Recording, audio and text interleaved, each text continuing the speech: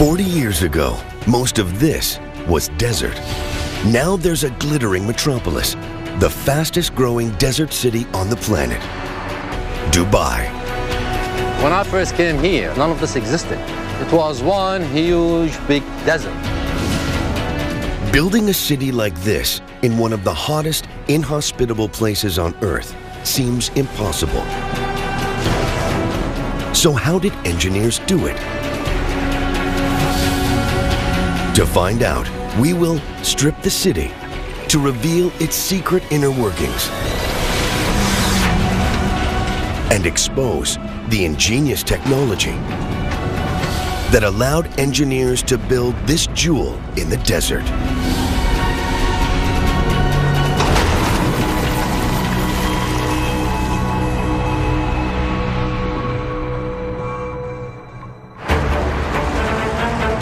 "8 a.m. in Dubai. Temperatures will soon reach over 100 degrees Fahrenheit. But Dubai's 2 million citizens don't have to worry about the scorching heat or know much about the technology that keeps them alive. The city's most visible techno-marvel is the Burj Khalifa. Half a mile high, almost twice as tall as the Empire State Building. It's the tallest skyscraper in the world.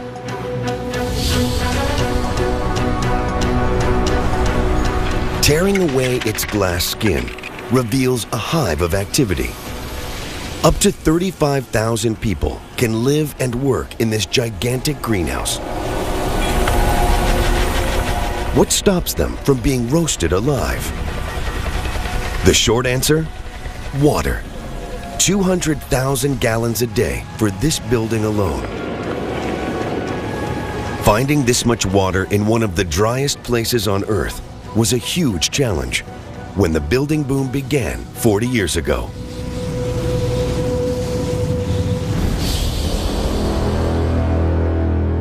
There are no rivers in the city and hardly any rain. Yet Dubai is awash with water. How is this possible?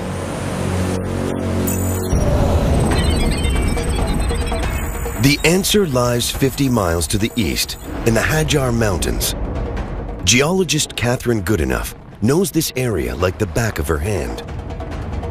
She's part of a team that's producing an extremely detailed geological map of the United Arab Emirates. We've covered pretty much the whole of the UAE. We've done something like 30,000 observation points. We have to drive every track, we have to try and drive over most of the desert, we've had to climb mountain ridges and walk up wadis. Basically had to cover the whole country. On her mapping mission, Catherine discovered signs that the Emirates weren't always as dry as today. Here in this deep mountain valley, this wadi, we've got evidence of water everywhere that we look. The wadi itself is V-shaped. That pretty much tells you that the valley has been carved out by flowing water. And then we can see that all the rocks around here have been smoothed off, just planed off and eroded by the action of water. 2 million years ago, Dubai was a really wet place. Where the skyscrapers stand today, mighty rivers flowed through a lush, fertile floodplain. But over time, temperatures rose and the rivers ran dry. As the desert swallowed the area, the water seeped away. But it didn't all vanish. Some of it moved underground. And today, it's still flowing through the rocks deep under the city.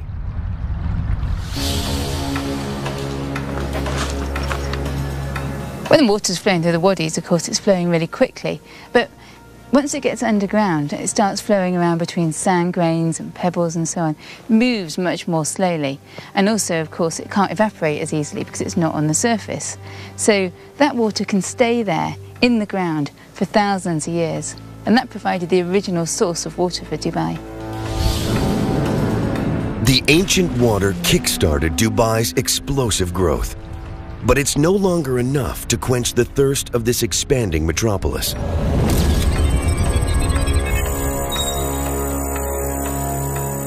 Today, the city relies on huge desalination plants that turns seawater into fresh water. But pumping the water around the city and into skyscrapers like the Burj Khalifa is a formidable challenge.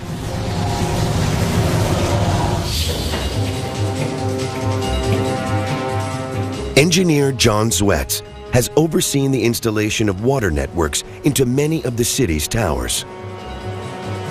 If we're able to just look at the water distribution infrastructure, one would see a myriad, almost like a spaghetti bowl of pipes.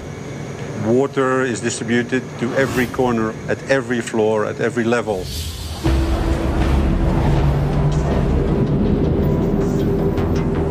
Using a single giant pump to pipe water right to the top of a building as tall as the Burj Khalifa would be dangerous. Forcing water this high up takes extreme pressure, which could make the pipes explode. So engineers pump the water up in stages.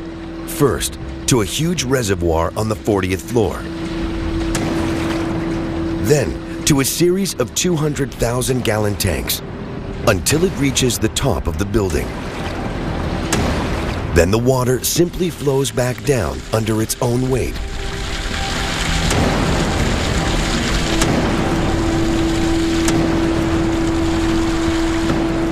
Almost 250,000 gallons of water a day pass through the building, enough to keep its inhabitants happy.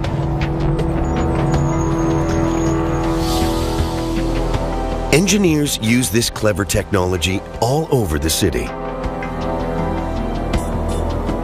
Today, John's team is finishing up the water network in the Princess Tower, the world's tallest residential building. They must push water up 100 floors, more than 1/4 of a mile. What we're looking at here is the water tank on the 79th floor. When it reaches the 79th floor, it has already been stepped up 3 times. In terms of capacity, what you are seeing here is 300,000 liters of water. If one could strip away all of the layers that hide the water infrastructure, it would become evident just how vast the water engineering in a large city like Dubai is. Dubai has more than 200 skyscrapers, and they're incredibly thirsty. Their glass skins conceal thousands of miles of pipes, sucking millions of gallons of water a minute from pipes buried deep under the sand, shielded from the scorching heat. These steel arteries supply each citizen with 145 gallons of water a day. Water is at the heart of everything in Dubai, and the city's engineers have mastered it. Another massive challenge is keeping Dubai's soaring skyscrapers standing tall on the soft desert sand.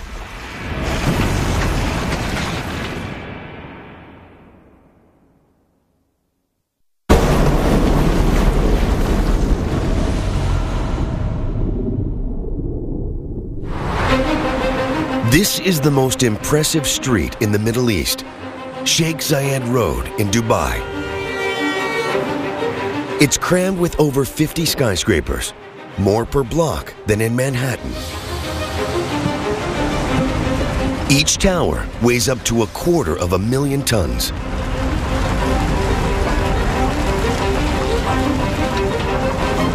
But all around and below them, hidden under the streets and sidewalks, is soft desert sand.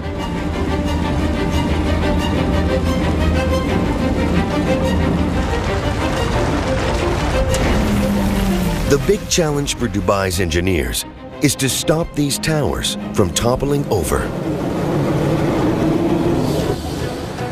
This is the man who knows how it's done, engineer Nasser. His latest colossus is more than 600 feet tall, the Burj Boulevard Tower. Now, is this the latest drawing which we have? When I first came here, none of this existed.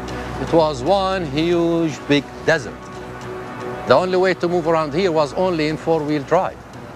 Now look at that. You have one of the most sophisticated and luxurious towns all over the world. The Burnside Boulevard is a steel and concrete Goliath. This building weighs about 100,000 tons. So that's a pretty heavy load. You need some solid foundations to take this load and distribute it. And solid foundations need solid rock to rest on.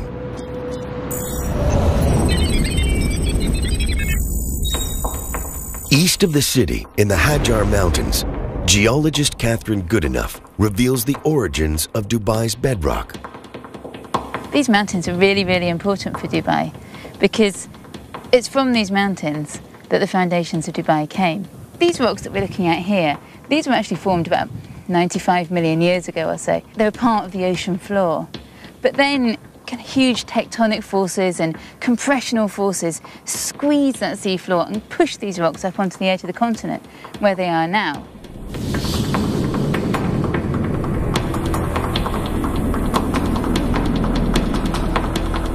"30 million years ago, a crash of two continental plates thrust the Hajar Mountains 2 miles upwards.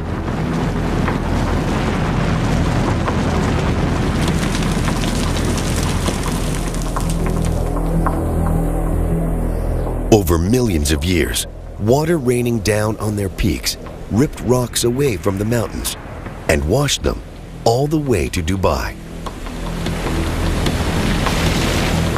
Here, they formed a thick layer of rubble. It's still visible today, where a road cuts through the hills. What I can see here is basically a pile of rubble, and it's made up of rounded rocks like this one. And because they're so rounded, I know that these lumps of rock were brought here by rivers. And what happened then was that fluids flowed through that gravel and started to deposit carbonate minerals. And that's these kind of whitish minerals here. And those carbonates formed a cement. The carbonates cemented the rubble from the mountains into bedrock. Today, this is buried up to 130 feet under the sand. That's why Dubai is one of the toughest places in the world to build skyscrapers.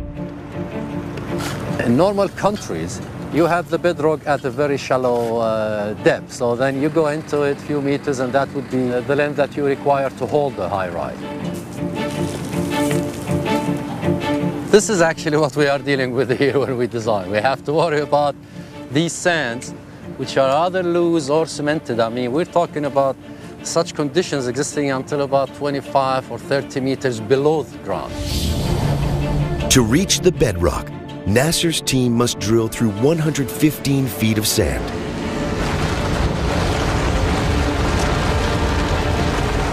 They fill the holes with a thick clay slurry to stop them from caving in. Then they drop in long steel cages and pump 100 tons of concrete into each hole. This hardens into a rigid pillar called a foundation pile. In Manhattan, a building like this needs just a handful of piles to stand up. In Dubai, it needs 250. They squash the ground under the skyscraper into a rock-solid foundation. That's the secret of building tall in Dubai.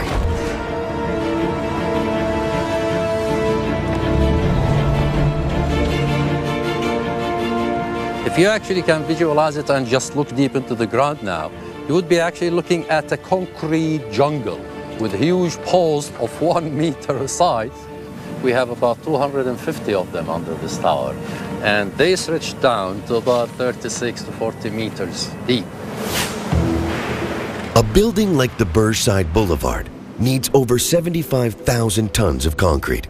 Casting it in the desert heat is nearly impossible. Imagine in the summer, the temperature outside rotates around 50 degrees Celsius.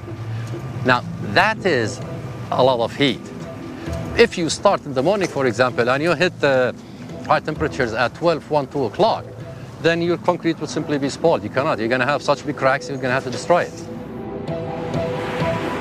Cracks can cause buildings to crumble, so Nasser's team always works through the night to keep Dubai's skyline growing.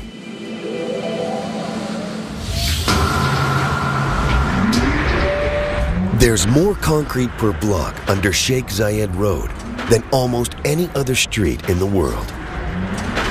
But without these piles, Dubai as we know it would not exist.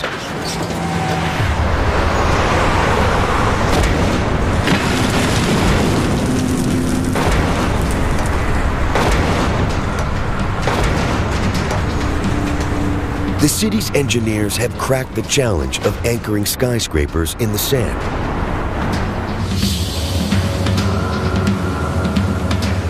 But they must also protect them from the ferocious desert wind.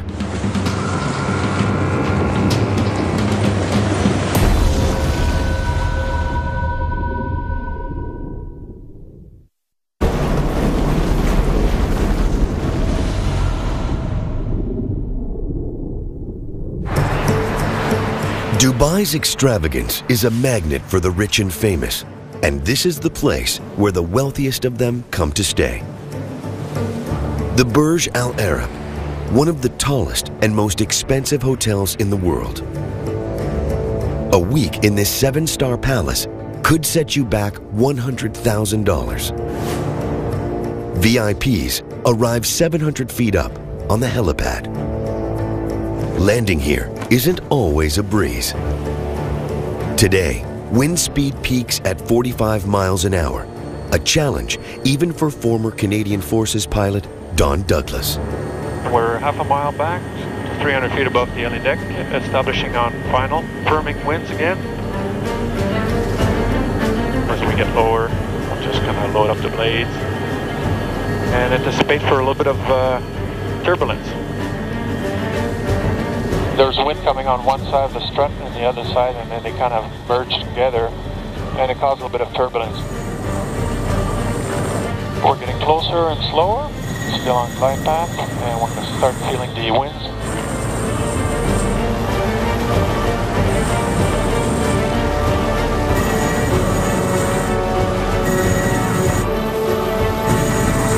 Hope you enjoyed it. Was not too turbulent? Rotor. No. Welcome back to the Virgin Islands. Warning. Today was hairy, but it can get worse. The wind in Dubai can hit 80 miles an hour. Protecting buildings from these storms is another challenge for the city's engineers.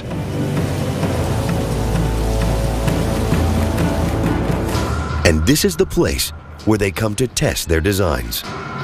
Tom Bell Wright runs an outdoor laboratory that can simulate a desert storm. Have you got this beam set up correctly for these guys over here? Tom's job is to test the cladding that makes up the skin of skyscrapers, and he uses an old aircraft engine as a giant wind machine. So this test today will test for everything that Mother Nature can throw at the building. If the system is going to fail, we're going to find out where it fails and how it fails.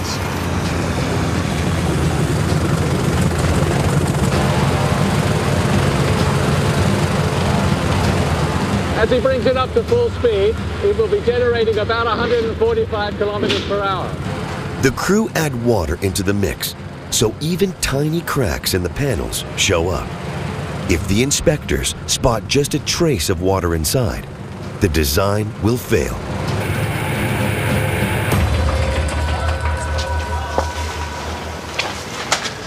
So how'd it go, guys? All good, I'm told. So that's that test out of the way. This dynamic test is a great test, that are representative of the real weather that we get. It's the kind of forces that buildings have to be built to resist. But it's not enough just to protect the outer parts of a building. In the Burj Al Arab, the most impressive technology lies hidden under its skin. The winds blowing across the Gulf are so strong, they could bend or even break the building's concrete core. So engineers wrap the Burj Al Arab in a strong steel frame. bolted to a steel spine. An exoskeleton. This ingenious invention spreads the force of the wind and stabilizes the concrete core. Hidden inside the skeleton are shock absorbers. These move against the direction of the wind and reduce the motion even more, so guests can sip their expensive cocktails without feeling seasick.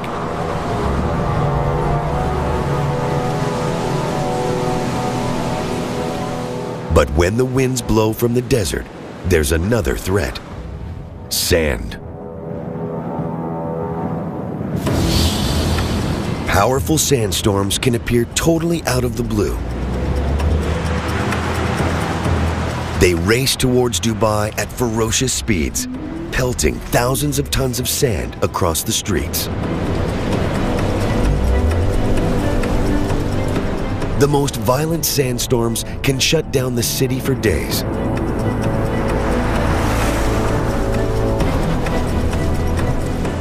This one, caught on tape, reduces visibility to just a few feet. Sandstorms wreak havoc on anything that's not tied down. They clog gutters, stop traffic, and ground planes.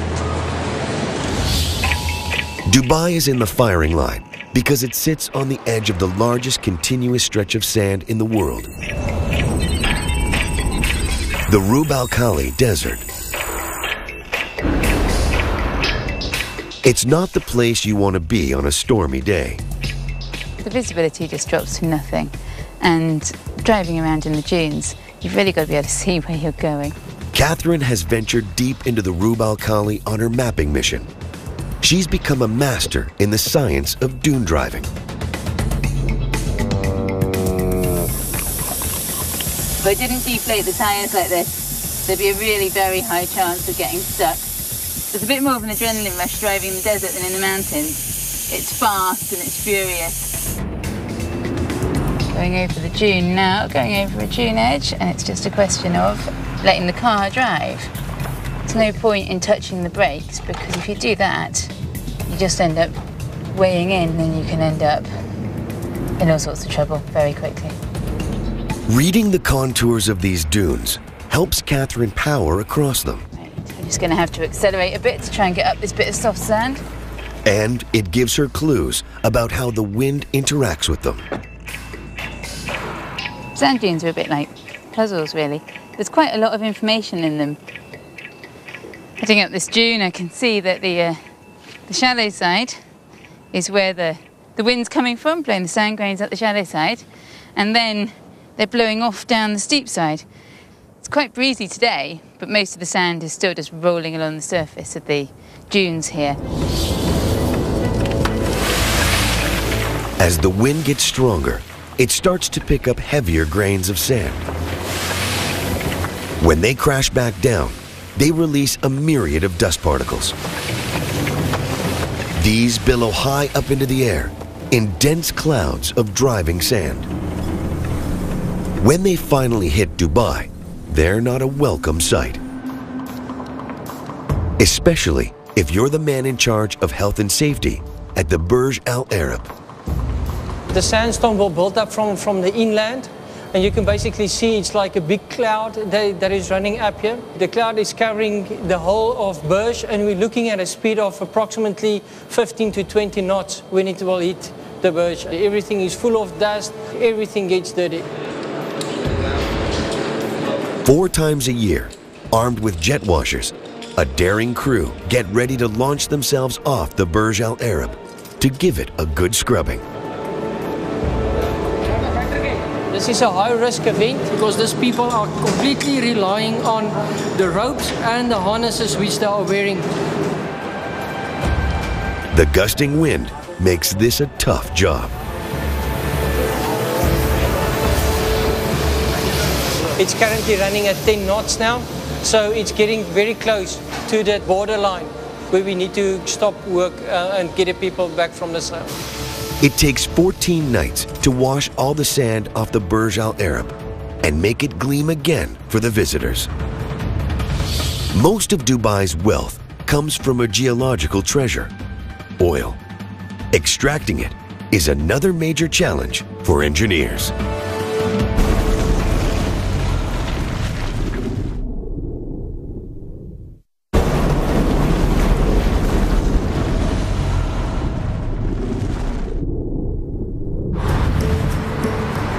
The driving force behind Dubai's incredible growth is oil. The Arabian Gulf region has more of it than anywhere else in the world, but tapping into the black gold is not easy. The waters off Dubai can be over 200 feet deep. And then there's up to 2 miles of sand and rocks sitting on top of the oil fields.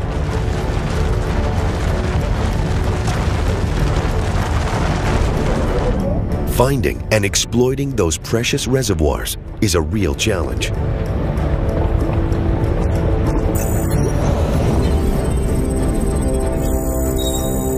"10 miles from the city, in this construction yard, workers are building oil platforms that can take on the Arabian Gulf. Today, engineer Basil Georgakopoulos is launching a brand new one, called a jack-up rig. The rig that we're building here is specifically designed for this region, the Arabian Gulf, where the water depths range up to about 200 feet.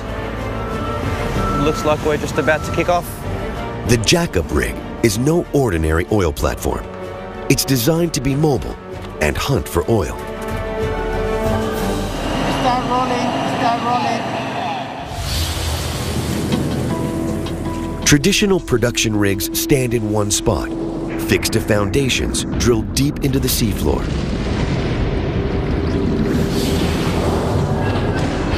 A jack-up rig is less restricted. It can float out wherever it's needed and then extend its long legs. Large, flat feet spread its weight safely over the seabed. They hold the rig firm while its drill pierces the rock to tap into the treasure hidden under the Gulf.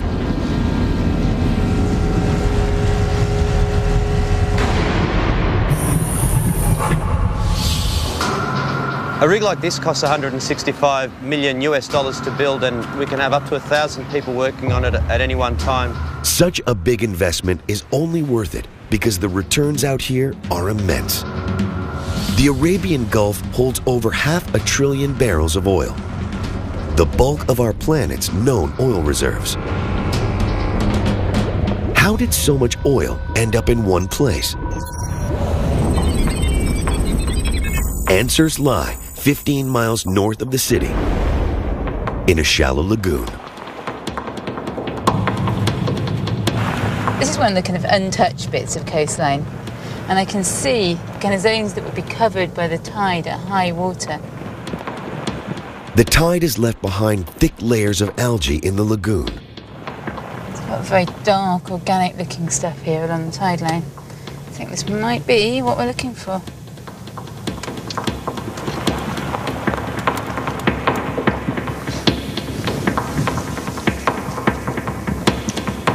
Wow. This is amazing. It's almost like a bit of old leather. But actually, it's a sheet of living organisms, or the remains of living organisms. The ancestors of these tiny organisms made the oil in Dubai. 200 million years ago, the area would have sat at the bottom of an ocean.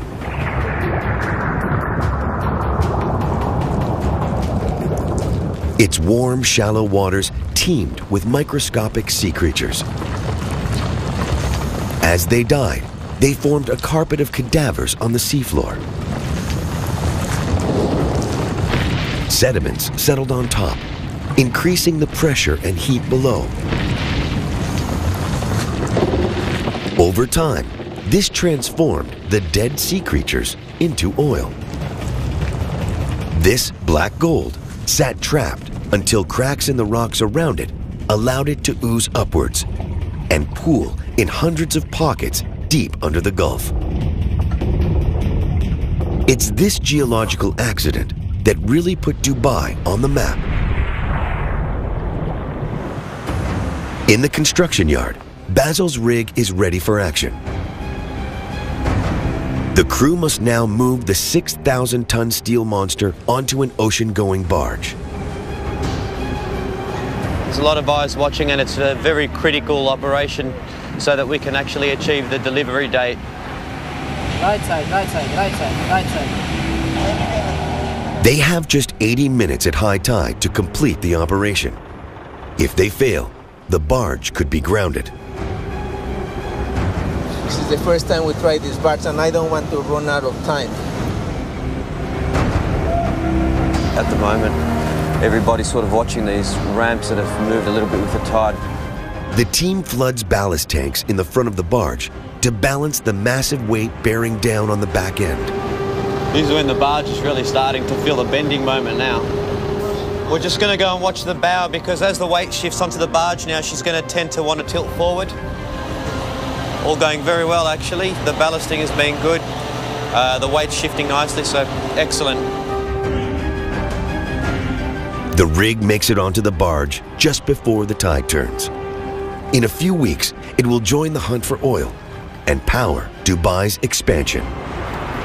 It's going to go out to the Arabian Gulf. It already has a chosen location, and will begin pretty much operating immediately. This is the latest in a series of oil rigs, pumping more than 50,000 barrels a day from Dubai's offshore oil pockets.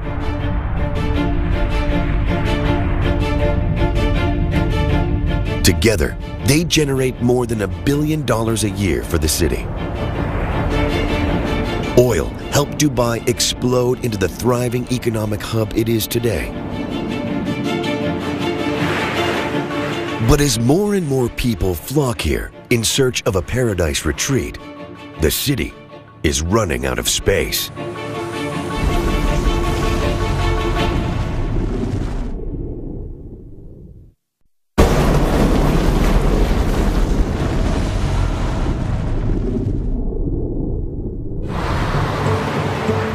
Dubai is the fastest growing desert city on Earth. But to attract the super rich and sustain its growth, it needs to offer beachfront real estate, which is in limited supply. So engineers came up with this, the Palm Jumeirah, a man-made island shaped like a giant palm tree.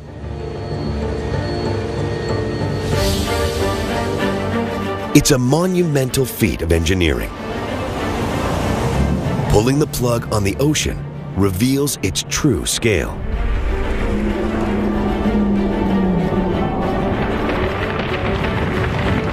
The size of 1,000 football fields. It sits inside a barrier made from over 7 million tons of rock. 150 million tons of sand create space for over 5,000 homes. A luxury island resort built right into the ocean. Akil Kazim has witnessed the island's rise from the deep. This obviously came out of a certain need, and at that point Dubai did have a very short shoreline that left very little space for luxury beachfront properties. It added 70 kilometers to our existing shoreline. This works very well because it's got a very large circumference. The island not only looks beautiful from above, it also, because of its shape of the fronts, each front has 2 rows of houses. So there's one row going that way and then the other way coming back.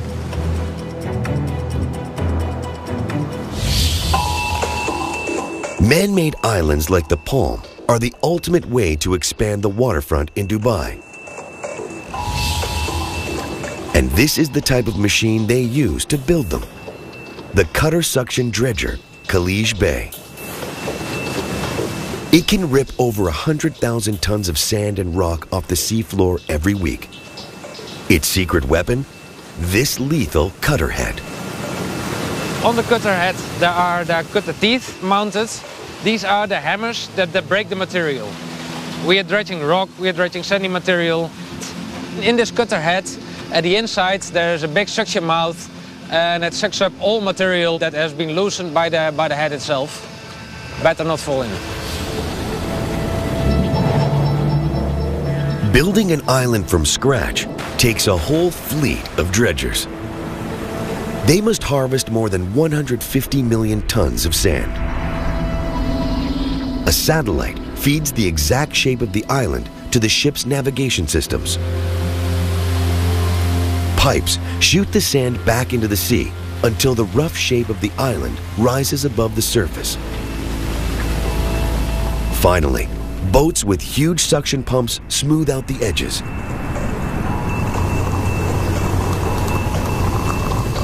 Then the island is ready for people to move in.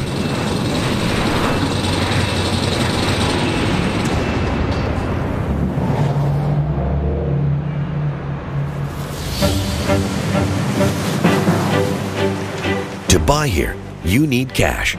Lots of it. The best plots sell for up to $50 million. What makes this unique is that it's got a 275-degree view of the sea. And this person has obviously paid a premium for this location. A plot like this would typically go for about 170 million dirhams. You would obviously be someone to whom money is no object. Building into the sea is the way to go in Dubai, and the coastline has changed dramatically. Construction crews have used over 800 million tons of sand to create more than 900 city blocks of land in the sea. That's enough sand to bury New York Central Park more than 4 feet deep. The islands have created space for up to 3 million people, and there are plans to build even more. Together, they'll make the city's shoreline 7 times longer than it was.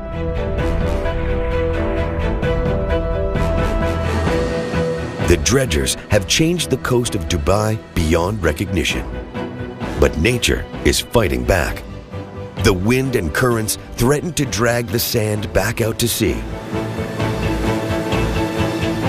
Engineers must take drastic action to protect their coastline from the ocean.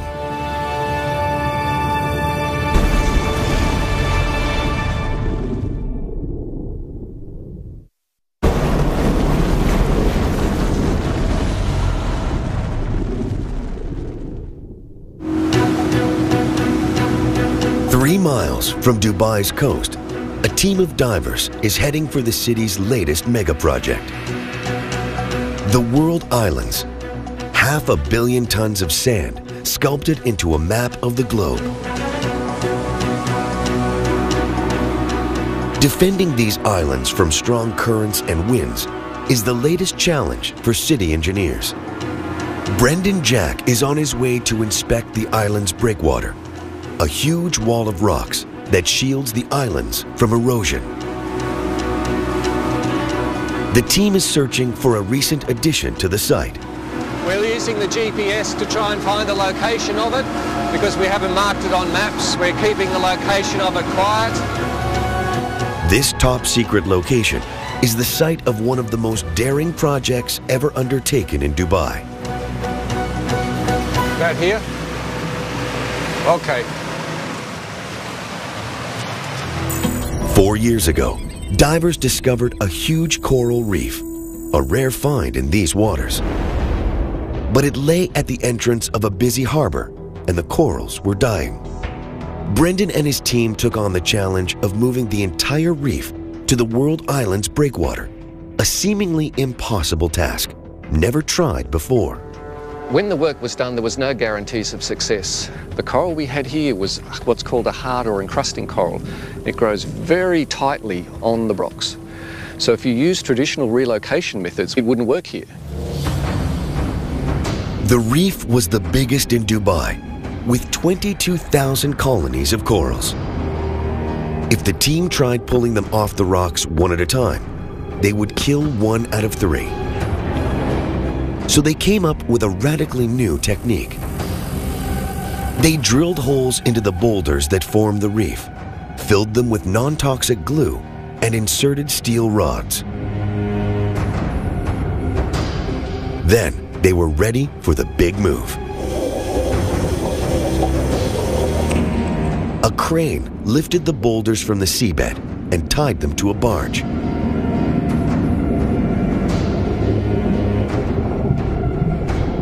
Now the crew could tow the corals 9 miles to their new home, so they never left the water.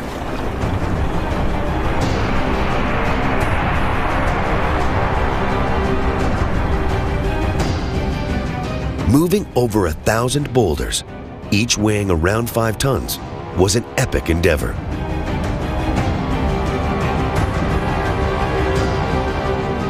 The team had to tow them out to the world islands and gently lower them onto the breakwater, hoping the corals were undamaged. They have been spread over the space of 10 football fields to give this coral the best chance it possibly has for survival and for growing more coral out here on the reef. Today, Brendan's divers are checking on the corals to see how they're doing. We're ready to dive? Okay. Rough weather stirs up the water. The swell that we're experiencing today is exactly why the reef is here. It is to provide that physical protection for the islands that have been created inside the breakwater. Normally, 1/3 of all relocated corals die. But on first count, over 90% on the World Island Reef are alive, a unique achievement. They must be on their way back up. How's it looking? Very, very, very healthy. Good, good. The reef is doing its job. Now that coral is adding to the protection for the existing breakwater that is on the world. So it fulfills a function engineering-wise, but also in terms of jump-starting the ecological growth on the natural breakwater that we have built out here. Moving the reef cost $10 million, but it's money well spent to protect Dubai's coastline. Ingenious inventions like this, hidden beneath the skin of the city, that defend its coast, suck oil from rock, anchor towers in the sand, and pump water up skyscrapers, made Dubai rise up from the dunes and become this jewel in the desert.